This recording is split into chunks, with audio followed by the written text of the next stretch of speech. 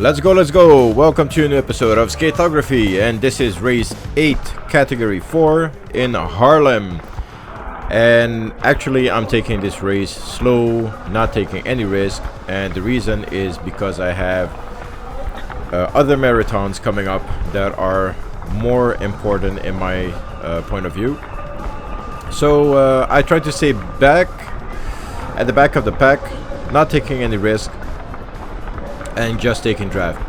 Maybe if I feel good, then I'm going to the front and gonna try to take a sprint. But for now, I'm doing everything at the back. And as you can see from my camera point of view, I am standing upright. I'm not losing energy by staying low. So just taking the draft.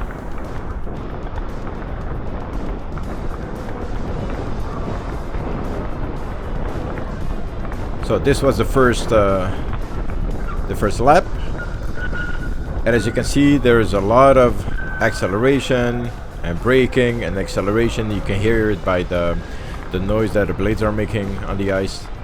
And the first lap was 44, and 44 is exactly the average of a Cat 4. If you go up to a Cat 3, it's about 40 to 42. And Cat 2, Cat 1, that's, well, it's more between 40 and 38.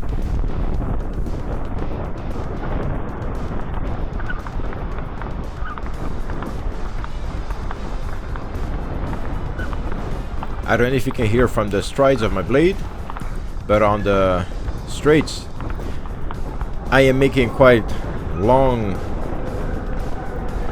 movements. And as much as possible in the corner, I'm taking small steps and putting all the pressure on my right leg. So we just had a lap of 42, and I'm staying behind. And actually, it's quite a thing if you want to stay in the front, in the middle, or in the back.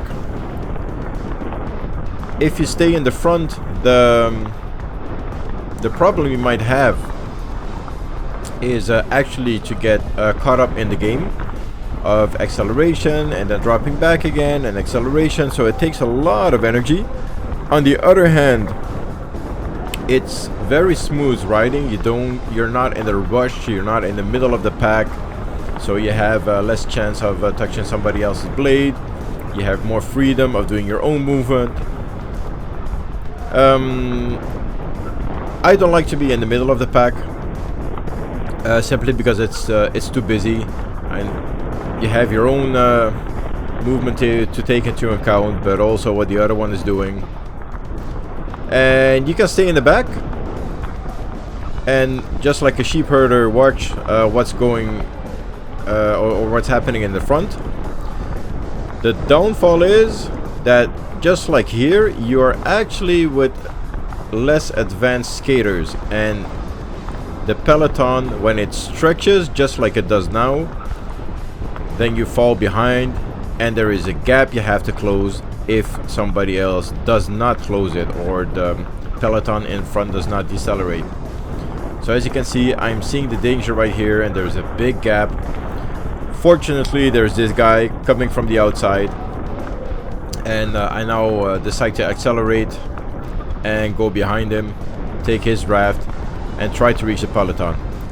But this cost me a lot of energy. I'm burning a match, and on average I can spend like 3 matches. So that's 2 accelerations and a sprint. So over here I'm coming with a little bit of overspeed, and I need to catch up with the peloton in the middle. Otherwise, I know I'm not gonna make it. So that's 1 match that I burned. So aside of the end sprint, physically I still have 1 match I can burn.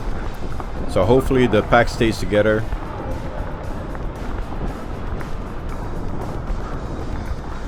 Well, it's getting wide, and I see that some are standing up, so that's good. Gives me some time to recuperate.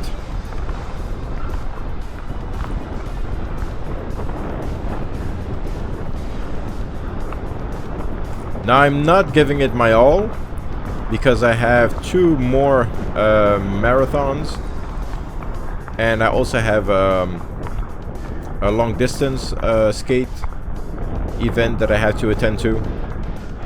So I'm like, okay, I'm participating, but if I don't make it, then that's not a big problem. I'm just gonna drop back and conserve my energy for the next marathon in Amsterdam and a long distance at the end of the week.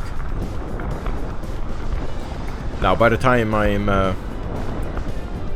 am recording this video, I already know what I did. At the end of the week, I had a 500 meters, and that went okay. It was for the 500 meters I did 47 seconds. So I had a 100 meter start, 13 seconds, and then the 400 meter 33. It was not my best, but it was my very first one, so I'm not unsatisfied. Need to work a lot on my starts, of course. And I also did the 1500, and I did that one in 2 minutes and 30 seconds, which is okay for a first time. I did not put energy in it. I really focused on my technique, and yeah, and that made me have the result. The marathon, on the other hand, that's a whole different story, and that's an upcoming video, and you really have to watch that one. Now that's a lap of 41, going quite fast, but I'm still hanging on at the end of the pack, still taking draft. And like you can see, if you're at the end of the pack, you're like almost 100 meters behind of the one in front, and that's all distance you have to catch up in one way or another.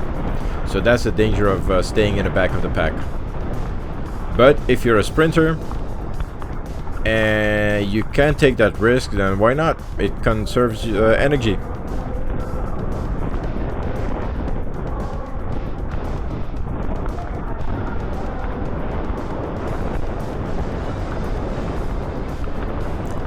Now, I don't know if you noticed, but far in the distance there is a peloton that's taking a breakaway. You see, it's they are with 2,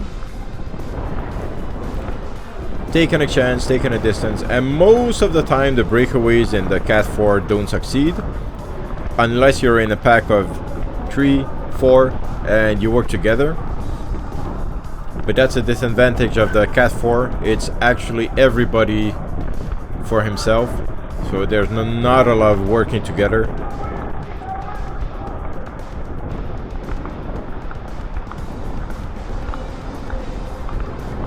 Now here I'm trying to stay with the pack. Lap of 41.8, still going fast. And I should be a little more behind the guy in front of me. I don't really like it to stay that close, but if you want to conserve energy and don't have the wind full up front, then you have to stay closer. Because guys, remember, with skating, 80% of what holds you back is the wind. So the lower you are, the more aerodynamic you are, the faster you go.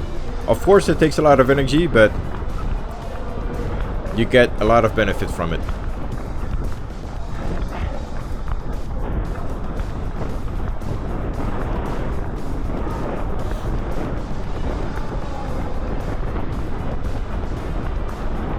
Okay, and this is some resting time. Everybody standing up again. Nice, that's a lap of 44. Gives me some time to take back some energy.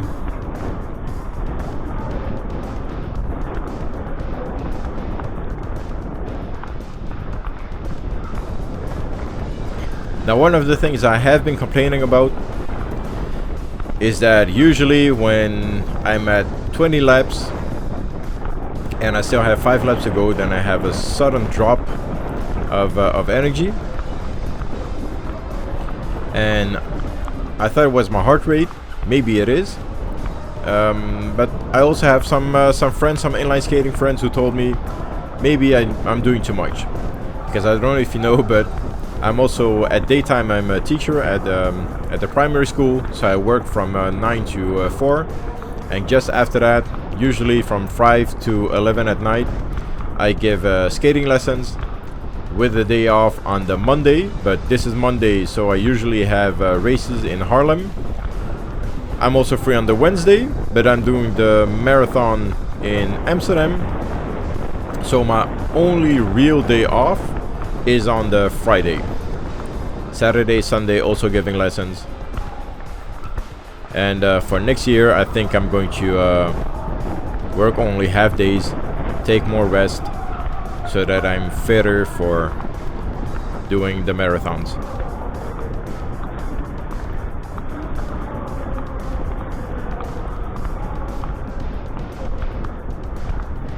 Now here I'm trying to catch up.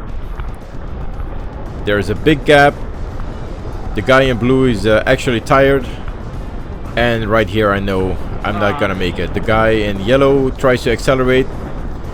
The guy in blue can't match up, and the guys in the front, they are gone. They're gone. So I could burn a match,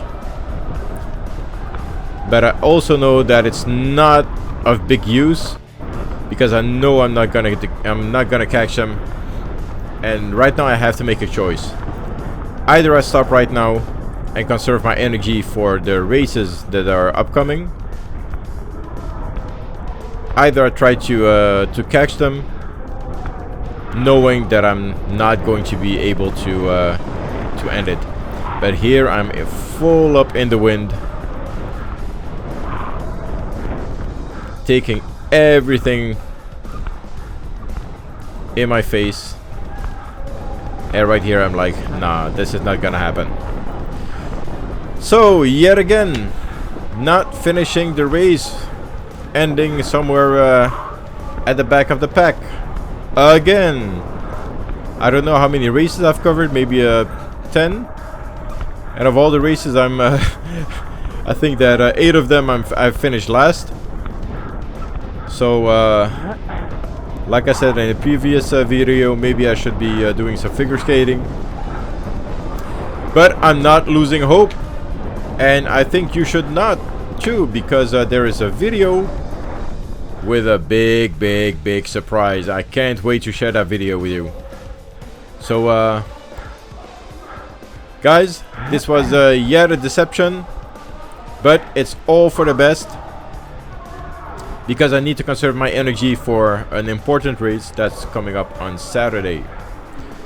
So thanks for watching Skatography. I hope you subscribed. I hope you share the video, and don't forget to like it, and see you next time on a new episode of Skatography.